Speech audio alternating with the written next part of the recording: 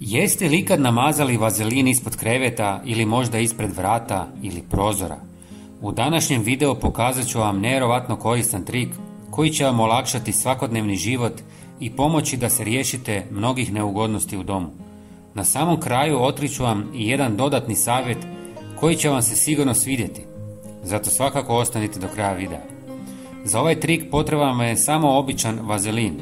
Možete koristiti i stube ako vam je tako lakše. Dostupan je gotovo svakoj ljekarni ili trgovini. Prije nego ga nanesete, obavezno prebrišite površine kako biste uklonili prašinu i omogućili bolju učinkovitost. Kada su površine čiste, nanesite vrlo tanak sloj vazelina ispod kreveta ili oko njegovih nogu. Nakon toga učinite isto na donjem dijelu prozora ili uz rubove vrata. To će biti dovoljno da se postigne željeni učinak. Napišite nam u komentarima iz koje zemlje nas gledate. Volimo čuti odakle dolaze naši gledatelji. Hvala vam na podršci. Sada se vjerojatno pitate zašto sve ovo radimo. Malo tko zna da vazelin može poslužiti kao iznenađujuće djelotvorna zaštita od mrava, žohara i sličnih kukaca. Njegova gusta i masna tekstura onemogućuje insektima da se nesmetano kreću, stvarajući prepreku koja ih odvraća od ulaska u dom. Ova zaštita traje dugo, čak i kad je prisutna vlaga, pa ju nije potrebno često obnavljati.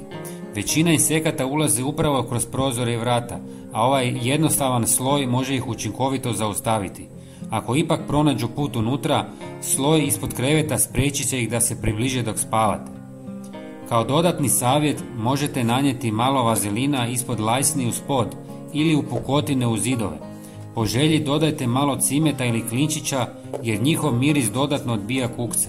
Tako ćete zaštititi sve ulazne točke i spriječiti skrivanje insekata u teško dostupnim dijelovima doma. Prijatelji, podijelite video s poznanicima i pretplatite se na naš kanal. To vas ne košta ništa, a nama mnogo znači.